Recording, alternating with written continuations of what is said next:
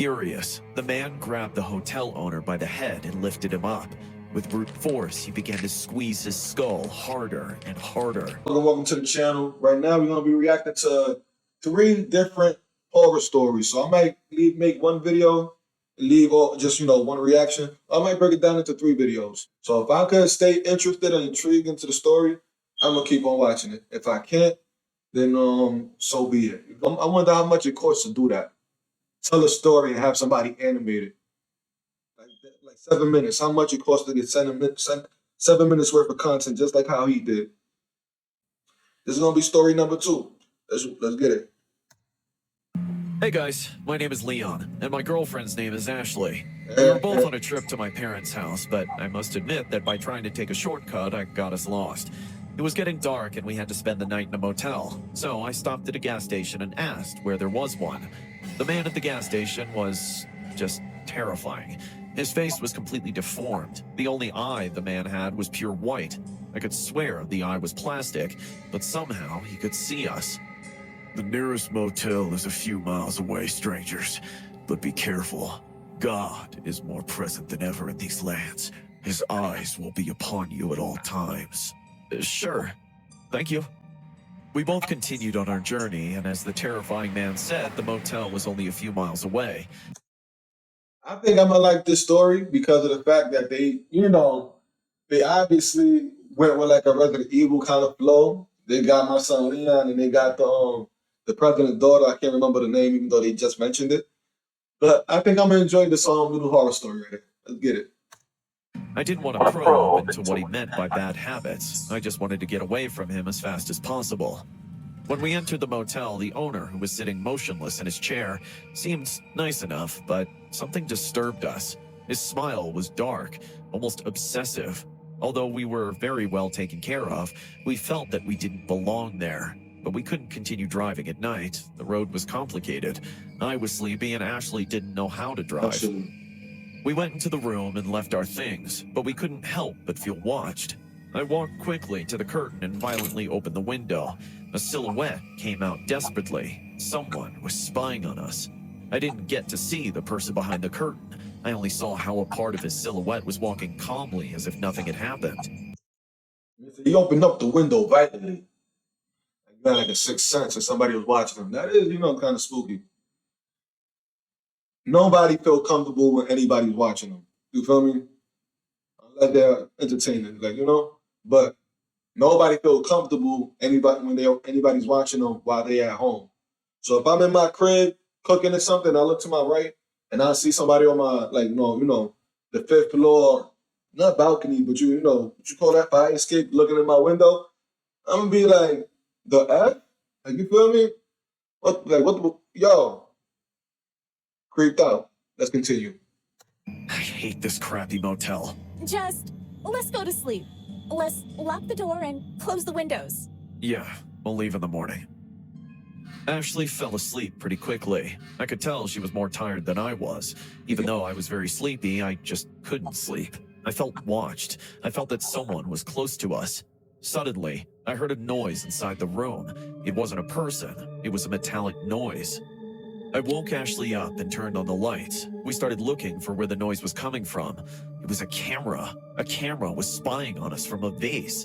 We kept looking and found cameras everywhere. The walls, the furniture, even a screw on the bed. Furious, I told Ashley to stay in the room and went straight to the owner's room. I told him everything that was going on with enormous anger. I believe anybody would be angry if they found cameras in their room.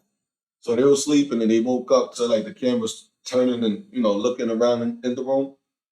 That's, I guess that's real life fear, because that has happened to people in real life where they went to hotels or motels and they found cameras hidden and clocks and and like the simplest stuff, the TVs or just the simplest stuff, bases, like they said, the corner of the room, bathroom, like invading people's privacy. So people be going to some weird, crazy, they be going far to do some weird ass type of shit, yo. But let's continue.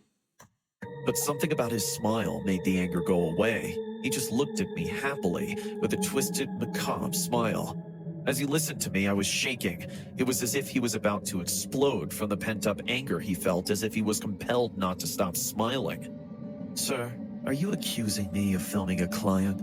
Our motel may be small, but here we make sure our clients have the stay of a lifetime. I know what I saw. It was full of cameras, and I interrupted my own sentence when I realized that the man had a huge knife in his hands. As if Wow. realizing he had been discovered, the man jumped out of his chair with the knife and fell to the floor, where he slowly crawled in my What direction. the? Sir, I think you owe me and the hotel an apology. Here we do nothing but offer you the best service. This man was crazy. I had to Yes, he find Ashley was. and leave as soon as possible. As I ran to our room, I couldn't help but notice something. The man is a cripple. When I opened the door to the room, my girlfriend was not alone. The man we had met at the gas station was grabbing Ashley's neck and holding a knife to her throat. Leon! No! Let her go! You shouldn't have broken God's eye, strangers. Now you can't leave. I lunged violently at the man, but without letting go of Ashley, he kicked my chest with his huge boot and threw me several feet back. Effortlessly, he lifted my girlfriend up and started walking towards the exit. I tried to get up but immediately fell back to the ground with no air. That kick had really hurt me. The man was already by the exit, and I couldn't do anything but watch him until something stopped him. Ah! Victorious, I have asked you not to bring your Catholic things into my hotel. Don't you see that you scare my customers? Furious, the man grabbed the hotel owner by the head and lifted him. Wow. So I just rewinded because they had the advertisements and I just watched the advertisements. But wow. I like this story more than I like the first story. This story, I'm more into it than the first story. This story is pretty dope. So the hotel manager is mad at him because he brought his BS around his hotel, his motel. But then this other man started going crazy and this one hand, I'm gonna lift your whole body on one hand type shit. Excuse my language. Let's watch it. Let's watch it. Let me shut up. Furious, the man grabbed the hotel owner by the head and lifted him up. With brute force, he began to squeeze his skull harder and harder.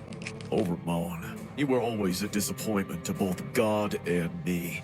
Always obsessed with this piece of stone. Ah! Let me go! Luckily, I haven't considered you my father for a long time. My only father is up there, and he wants to see you personally to say a Wow. few words to you.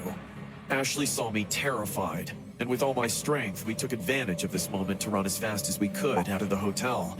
As we went down the corridor, I turned around and watched, as with one last effort, the man exploded the cripple's skull with his fingers, cracking it like a pumpkin. We ran to the car, but it wouldn't start. What the hell is wrong with this? It's never failed me before! Leon, look! A few yards away, there was a trail of gasoline coming from our car, and at the end of the trail, an engine was on the ground. That Wow. was the engine of my car. We got out with bloody hands, and a few meters away, a man who called himself Victorious walked in our direction.